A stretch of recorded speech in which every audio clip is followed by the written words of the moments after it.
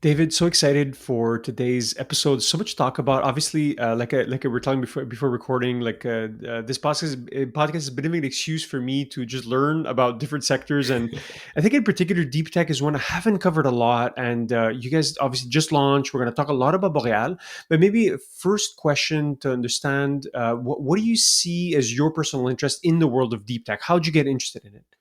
Oh, so first of all, thank you very much for giving me the opportunity to talk with you today. I mean, it's an honor. I've looked at the roster of people you've interviewed, and it's quite nice to have the chance to showcase a little bit what I'm working on. So, to come back to your previous question, I'm an engineer by trade, and when I was in engineering, I realized that there was a gap between the technical folks and the business world very often. So, early in my career, I decided to be the bridge between the very smart technical people that I saw and the business world.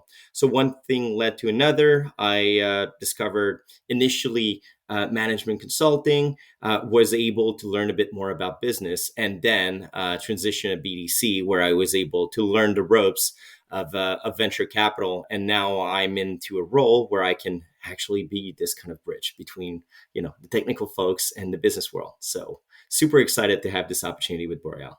Yeah, and what would you say is the state of deep tech today? Right, you mentioned this gap between the business and the technical side, and I feel that a lot of venture capital goes into like I want to say like very scalable business models where you can see True.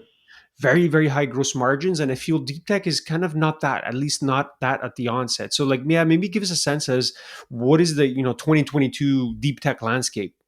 Yeah, absolutely. So the way I perceive deep tech, it's the foundation, it's the plumbing, the electricity, the wiring of a house. It's everything that is being used afterwards as a building block to build something bigger. So if we look historically on why deep tech was underfunded, well, you're looking at a business model on one side that very often has a hardware component, a longer sales cycle that yes yields results are as good as any IT firm, but the risk is at the forefront perceived as higher and not as scalable as you were alluding to because you have a hardware component, you have an R&D component to it. However, because of those barriers, there's the same upside. Now, what we're seeing in the market is that this area was underfunded for so long that that created sort of a tension where the entry price and just the magnitude of the opportunities is now equal if not bigger than what you're seeing in IT. So things sort of like shifted back over time, and now we're seeing a major opportunity, not just with the government, the BDC, Investissement Quebec, and whatnot, wanting to put Quebec and Canada at the forefront of deep tech, but more broadly, we're seeing also financial returns coming into the deep tech sector. And there are many examples of why we could be, champion in the space. But I think there is truly an opportunity right now that exists because of the will of our governments to sponsor the space, essentially. Yeah, I imagine it helps a lot that there's more examples, more proof points of this working, right? So, like, for me, the canonical example would be like a Tesla, right? Which is not just like Yes. one company, it's not just cars, it has batteries. It can kind of showing, hey, this thing could be, very big, scalable, business. Do you see it, you know, going after traditional industries with technology and software, or do you see entirely new business models? I'm not sure if it's kind of the right frame that you see it. Mhm. Well, if you look at the historical landscape tech wise of Canada, we've been tremendously good in the telco space. You can think about the Nortel of the world. You can think about the BlackBerry of the world and whatnot. We've also been extremely good in the aerospace industry. So if you take sort of like the natural evolution of those spaces. It launches you into 5G and all the IoTs that's related to it. And, on the aerospace side, there's also all the space, you can think about SpaceX, that are sort of like corollaries of those space. So technically we have the technical talent. We have the universities that have been doing the IP research and have the technical talent to do so. So it's just a matter of having a vision as a country or as a region and having the capital to be able to harness all of that and create something bigger and hopefully position our ecosystem as one of the builder of what's to come and those ecosystems. You mentioned a little bit about Canada, so I find maybe to double click on that. You mentioned some of our expertise and our technical schools. Is there anything else that makes Canada special? Like, or is your fund also going to look outside of the border? So curious to double click on, let's say, our local or our national landscape. So there are two parts to this. First of all, yes, my fund's focus is right now mostly on Quebec, although I will do a few investments outside of Quebec, but that is, I believe a separate discussion. Now on why Quebec and what is the value that we're seeing or the gap in the market? Well, it's a few things. First of all, we have a tremendous education system, especially at the higher level, that's accessible, that attracts a lot of talent worldwide, and that is a legacy from the silent revolution, right? To have access to those schools. So you can think about the research coming out of McGill, of Polytechnique, Université de Sherbrooke, with everything they're doing in the quantum space. You're looking at what's going on in the cluster around Université Laval with INO, Institut National d'Optique. So there is this pool of researchers coming from all over the world wanting to take advantage of the backbone that we have created. That's the first thing. The second thing is that if you look at the kind of clusters and industries that we have, I mentioned aerospace, but there are really different industries where you can think about video games, for instance, where because of subsidies, because of just the natural evolution of our economy, we are worldwide leaders. Well, you can think about what SNC Lavalin has been doing worldwide and all the talent and all the knowledge. You can think about Pomerleau. You can think about all those companies that were, well, BRP is a very good example as well, that are essentially international businesses rooted in a deep culture of engineering. And honestly, if I take a step back, I think Quebec and Canada, but most specifically Quebec, is very well positioned in terms of engineering talent. And it's that mix of corporate, research, academia, and just HR that gives us the perfect mix to build something magnificent that hopefully will give a legacy by itself.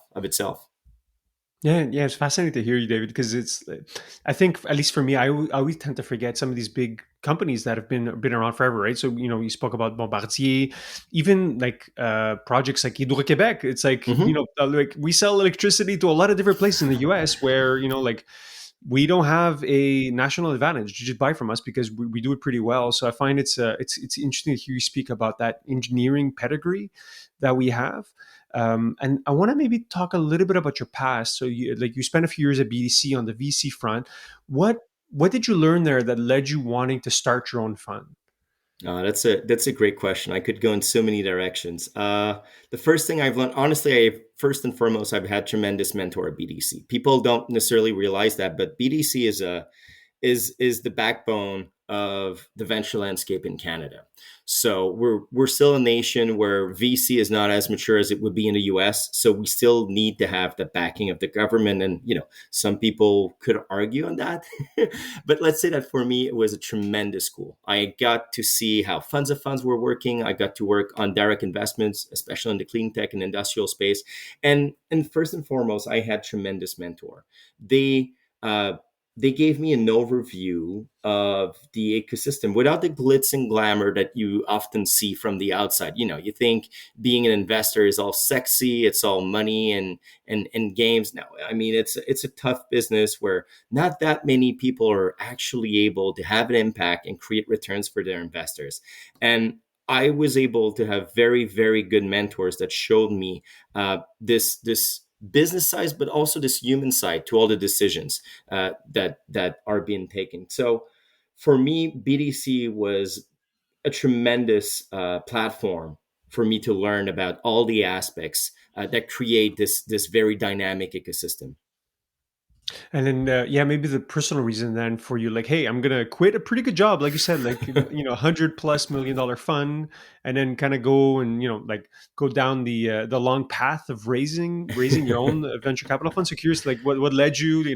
Who did in your family did you have to convince?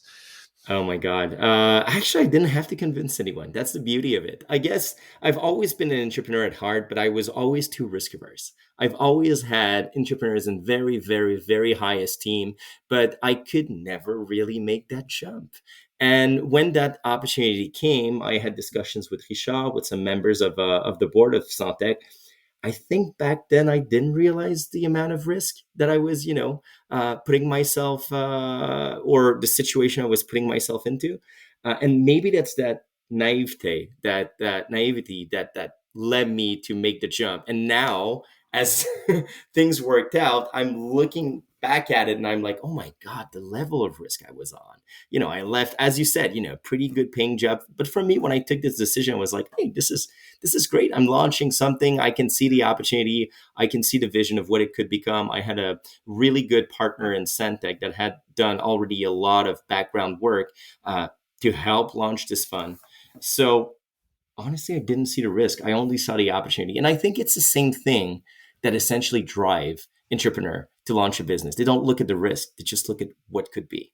And I realized with all of this that myself, I sort of became an entrepreneur by launching my fund. I now have a payroll. I have the sleepless nights that come with being an entrepreneur. And honestly, it's this dynamic of having to go get fundraise, having the same issues that the startup you're in front of have, that make you more, how can I say, that humble you, that educate you on the reality of being a startup founder as well. I just so happen to not have a technical product. I sell money, but I have exactly the same issues that startup would have, maybe with a bit more runway though. Yeah, and I think people don't realize that, you raise, like Boreal raised 25, $26 million, and it's not a get rich quick scheme. Like the VC game is a long one, right? So it's like, it takes, like you said, humility. It takes a lot of like, scars on your back, obviously wins, but it's definitely not like, hey, let's flip this thing in 2, 3 years and make 10 million bucks. It's definitely not that. So I think, like props to you for having done it. Maybe it's a good time for people that are not familiar with Boreal, like explain the fund, the thesis, what you guys are building at Boreal.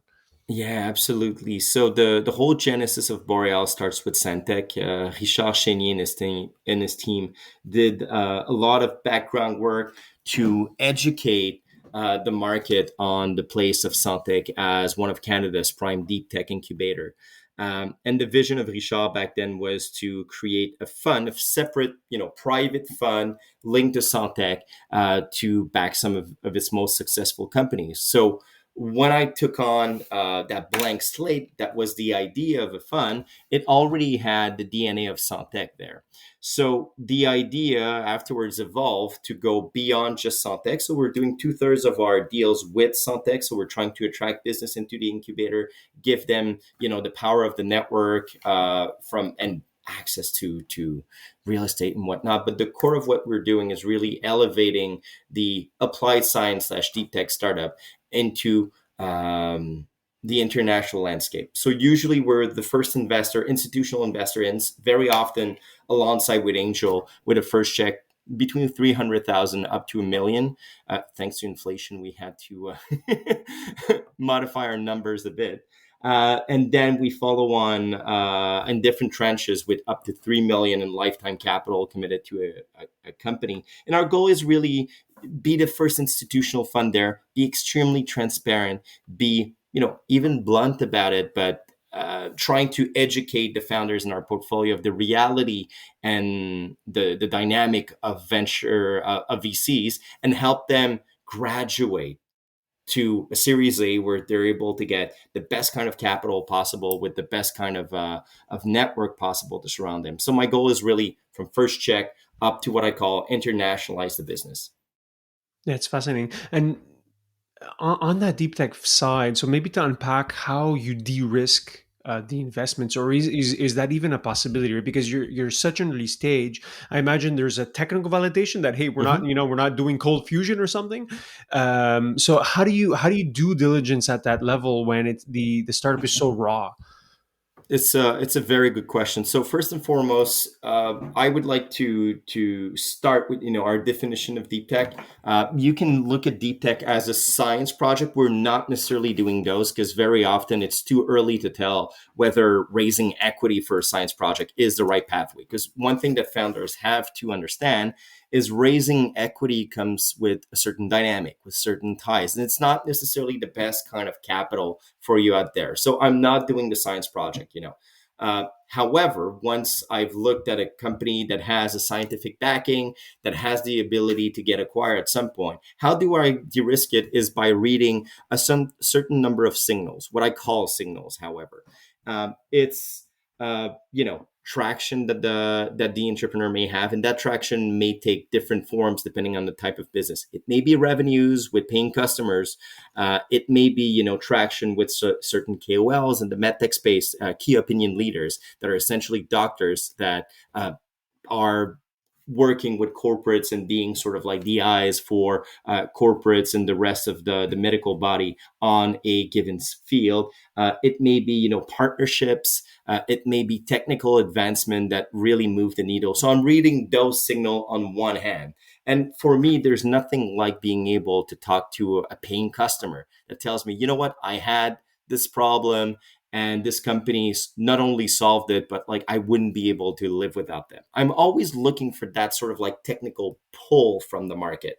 I'm not really a tech push guy. I'm really listening to the market. So that's one set of signal. The other set of signals is, whenever you are writing a check into a company, VCs tend to come in syndicates. So you want to know who's around the company, who's supporting them, what kind of knowledge, network, and dollar sign that comes with supporting the company. So for me, it's very important to also de-risk that part.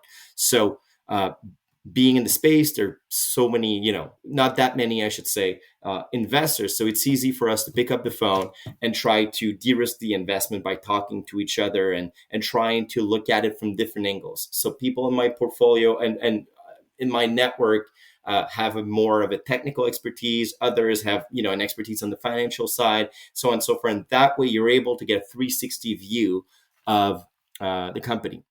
And lastly, it's all about the relationship with the individual. At the end of the day, I see technology as nothing but an enabler. It's not top one, it's not top two. I don't even think it's top three thing that I'm looking for in a deep tech company, as weird as it may sound.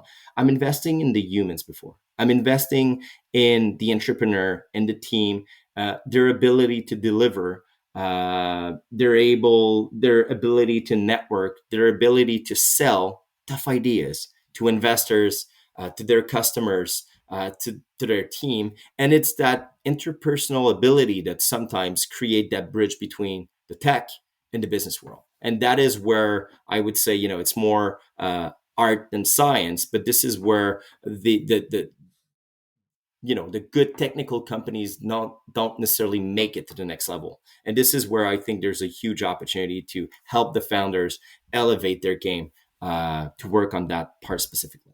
Yeah, you reminded me of that famous quote, right? It's like innovation is 99% perspiration, right? Like it's like, so yeah, the people part I think is what you mentioned, David, is like being overemphasized. Of course, at that early stage, you need someone that's going to have the grit and hustle to go through it.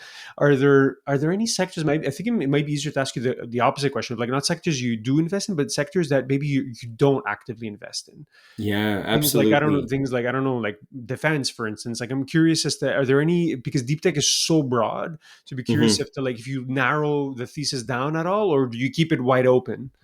I'm actually pretty broad by the for the simple reason that, and again, this comes back to portfolio construction, basics of finance, um, having a limited geography with Quebec, looking a little bit outside of Canada, I need to have cast my net as wide as possible. And that way I can look, at medical devices, I can look at anything AI, I can look at anything industrial with a very broad thesis. So that way my number of deals coming into my funnel is higher, and then I can make better investment decisions. So if you're saying you invest in the top 1%, well, you're going to make better decisions if you're saying, 400 companies than if you're seeing only 12 companies. So it's this is also the reason why this deep tech definition is this broad. Now, spaces in the scientific side that I'm not investing in, anything related to bio and pharma, it's not really my space. I don't have the expertise. There's a specific way of looking at businesses in this space. Although I can do blockchain deals, it would take a lot of a lot of hand holding. I'm not an expert in this space. So I would need to have a very strong partner to help me educate me on this part. And obviously, I'm not doing anything B2C per se. It's, again, an expertise that I don't have, even though there's very often a scientific side to it. So I would say broadly, those are the big areas that I don't have any expertise to invest in. Yeah, as we're recording now in July 2022, like, yeah, crypto and blockchain, not the best time. At the same time, the opposite side is like, oh, actually, maybe it's the best time because all, the fair weather startups are gone. It's only the people that are really passionate about it. So yeah, interesting that you guys also discard bio and pharma. It does sound like it's a completely different beast Mhm. than deep tech. So let's say, for instance, like a company like the bus company Lyon would fall in that thesis, right? Even though now they're Yes, obviously much later stage. yes. The very foundation of Lyon would have been a good deal. The first deal that we made, I think, is a very good example and a very good archetype of the kind of business I really like to get into. So, our first deal was in puzzle medical device. So, back then, it started out with what I would call a market pull. It's essentially a doctor that came into Santec and told a group of back then students and young entrepreneurs to be and aspiring entrepreneurs about a problem that he was facing, and that, if someone was able to solve that problem that he was facing with cardiac pumps, there was a big market. And then it became, an engineering project for students in this class, and from the engineering projects it became, a regulatory hurdle to get through, and building the team and whatnot. And I'm very proud to say that Puzzle Medical Device, as we're speaking, are just finishing their first in human test. So right now they're in Latin America, implementing their pump that once was an idea that came from a cardiologist that had a problem, is now, physically in the heart, well, in the artery of people as we speak. And this is the beauty for me of that tech pull or market pull. It's an idea that the big corporates wouldn't necessarily be able to do from an R&D standpoint, because they have their P&L, they have the things that they need to work on. They need to let the market come to you with potential solutions, but the market there is huge. So from this team of young students, now it became a company, and now it's physically being implemented in the heart of people, and hopefully we'll be able to save lives. So that's the kind of business that I'm really into, with that market pull, with that, feel good about it. Is that the most rewarding thing of like now running your own fund versus working at one where you have a little bit more agency, more control of like, hey, here's some money and having a real impact in a startup's life? Is that it could be also, like you said, team management. Curious to hear you about the most let's say inspiring aspects of running your own fund.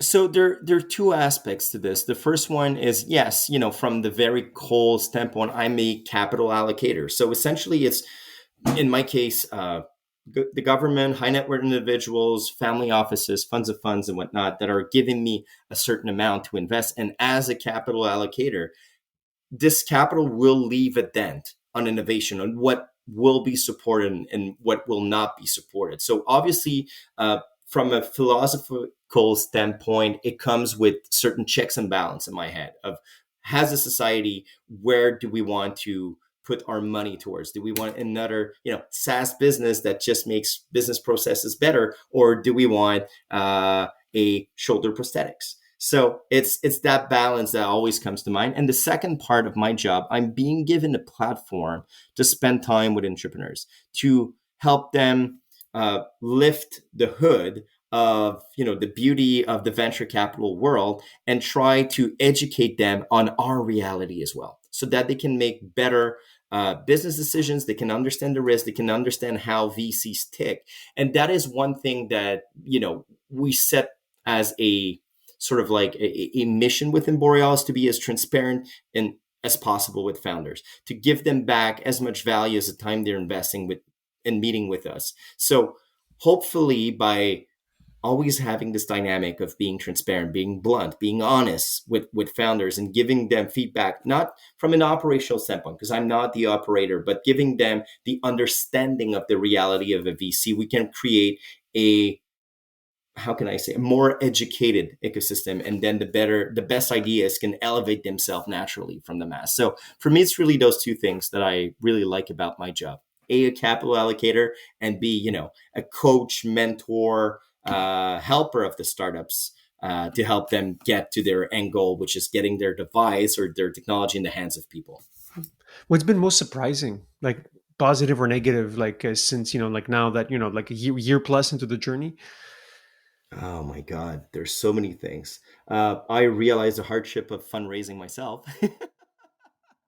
It's one thing to be on the other side of the table and listening to pitches, and it's like, I wouldn't do this, I wouldn't do that, change this. Entrepreneurs like to hear this, and now I'm the one pitching my idea, and I need to step sometime and ask myself, if I were a founder, what would the opposite side of the table give me in terms of feedback, and trying to put it into motion. So that has been a very big learning, that I'm just like a startup essentially. I just so happen to be selling capital. Uh, yeah.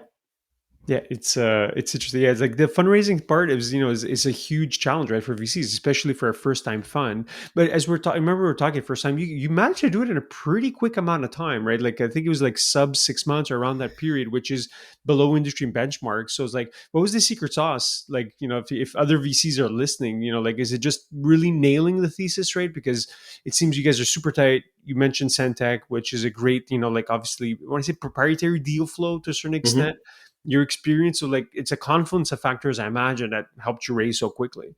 Absolutely. I mean, we're looking at just the tip of the iceberg with the 6 months, but the truth is, Richard Chénier and his team have been spending years on this project beforehand. So when I came in, a lot of the groundwork was already done, and it was just for me to essentially take the ball from the 20-yard line and making a touchdown. It's not that it's impossible, but I mean, you don't have to go back with a minute left and do a Tom Brady of yourself and trying to do the whole field to get to a touchdown. I was already there. And that is all the work that has been done previously. And not just by Richard, there were already other peoples that have been involved with what was the platform that became Boreal afterwards, that were involved in the project. And I was able to just benefit from all the work that had been done. And it was for me to just come in and close the deal, essentially. So that might be part of the secret sauce. Yeah, fascinating. Yeah, it's like you said, it takes a a village, right? So it's like, yeah, you had help from others. So like I appreciate the candor of being open, right? It's not just me, David, running. It's like, no, Oh yeah, my there's God, there's no. Oh my God, no. And quite honestly, it's I came with this platform, and yes, I did have a bit of the imposter syndrome. I'm not gonna lie, like we all do at some point. It's like, okay, well, this is a pretty big opportunity. How can I make the best out of it? And I wanted to make good by all the people that had put time and effort beforehand. So no, I'm not alone in this. And honestly, the guys that work with me at Boreal and the team that surround us is part of the core of what we're building. Like it's not David's fun. It's a collective. It's an idea. It's a platform, and this is what we're really building towards. Have you taken the time to think about like what's the 2.0 of Boreal? Like the bigger, is there a bigger vision maybe down the road? Maybe being multi-stage. You're curious, and because it's so, you guys are still so nascent a little bit in a certain extent. Curious if you've given a thought about, hey, how we can make a bigger dent. This is the kind of question where I could just lose myself. People that know me know that I have big ideas left, right, and center. I keep testing them with ideas, throwing spaghettis at the wall, and seeing whether it sticks. There are two things that I would like to do. Uh, First and foremost, those two things have the same genesis, the same root, and it's trying to make Quebec and Canada one of the world's leading innovation center. And how I plan to do this, there are essentially different ideas, but two main themes. I think first and foremost, there's still a need at the very early stage to have a proper institutional fund that creates the right set of incentives, the right governance to support nascent deep tech technology, maybe in medtech, maybe in applied science and whatnot. The idea is just to, as a traditional fund, be that feeder to the rest of the world, be that segue, be that conduit, call it as you want, but becoming this glue with all the public money going to different entities and whatnot, and being the private equivalent. So that is one thing that I want to build. Second thing, if I want to create a bigger legacy, aside from just being a traditional fund, I would love to make corporates smarter about their R&D, becoming their eyes on research and development, becoming their eyes, their Sherpa navigating the innovation landscape. So this is something that I have at heart. Would it be a venture studio? I don't know. Would it be through, white labeling? There's different options there, but I see a huge opportunity to get corporates closer to the world of innovation. I think it's going to be, especially as HR is becoming slimmer and slimmer, harder and harder to find. R&D will becoming increasingly difficult to do for companies in-house. They will need external culture. They will need better links with academia, especially around IP. And I see innovation as a way to de-risk corporate's future. So it's a little bit, investing in the future of corporates. You want to have an insurance policy about staying relevant 20 years down the road. You got to invest right now and R&D and technical talent and whatnot. So this is a place where I think I want to play mid/longer term. Can I give you some feedback on these two?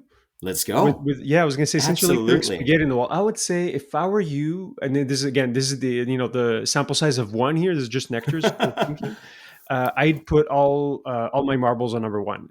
Why I don't believe Hmm. number two, like number two, for a few reasons, I just don't buy it as much. Is first and foremost is that companies just have a regular life cycle. They go from startup to growing to maturity and then to decline.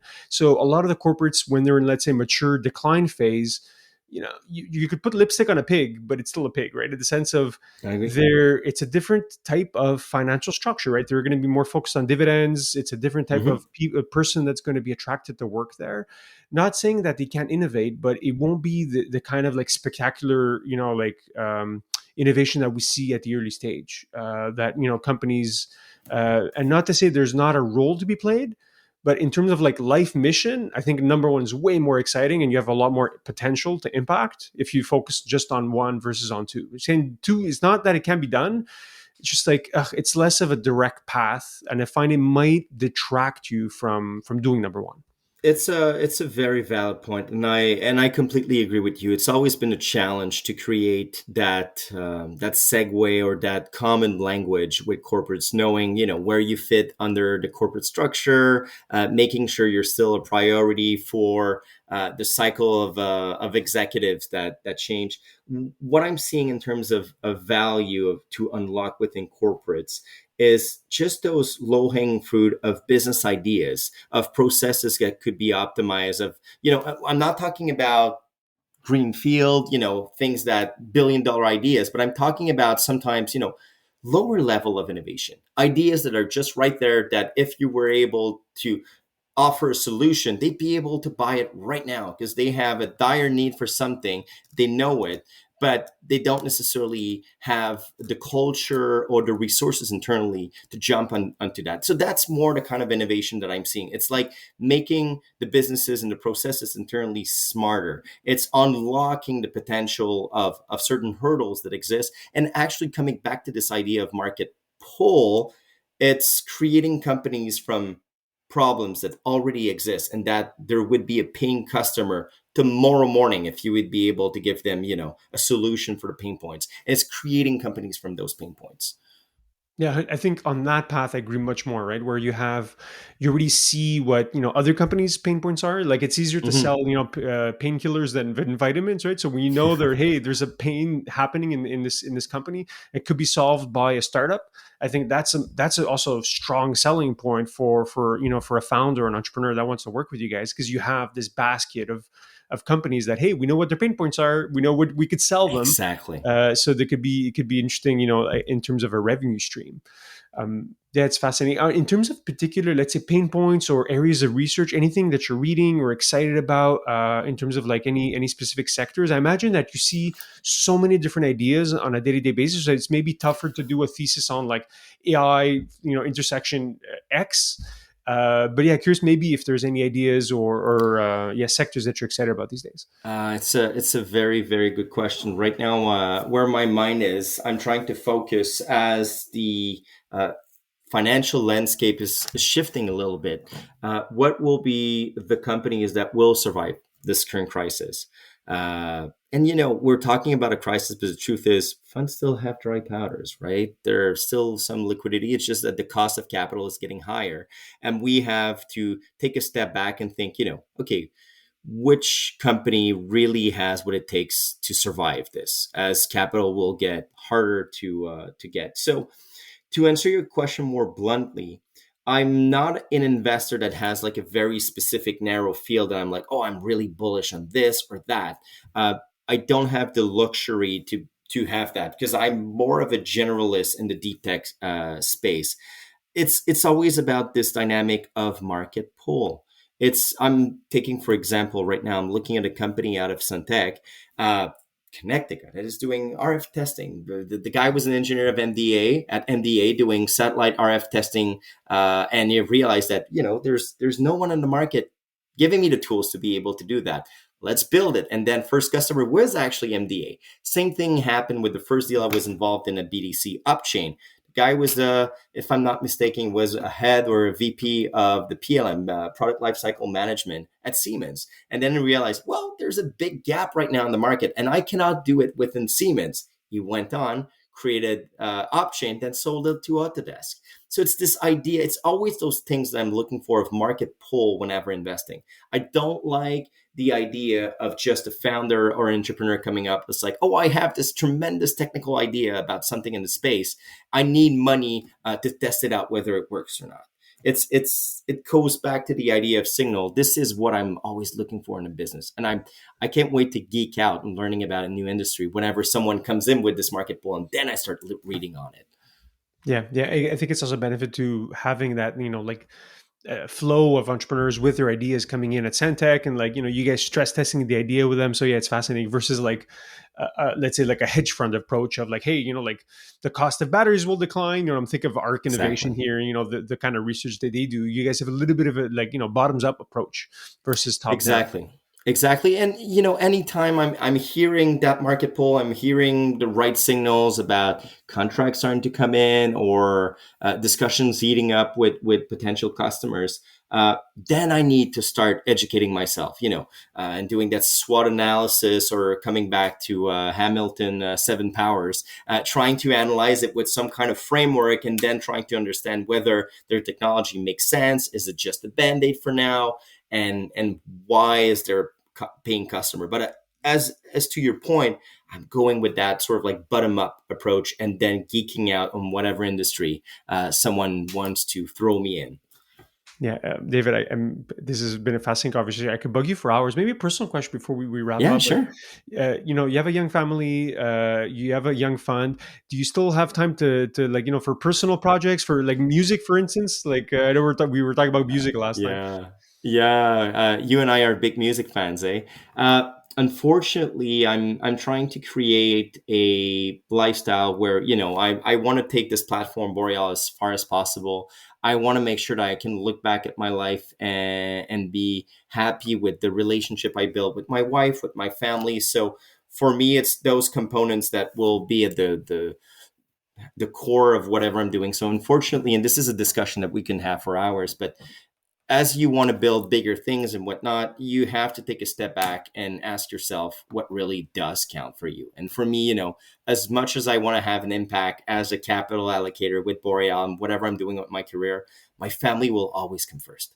And if I'm doing all of this and I'm having financial success, but my kids barely know my name, it would be difficult for me.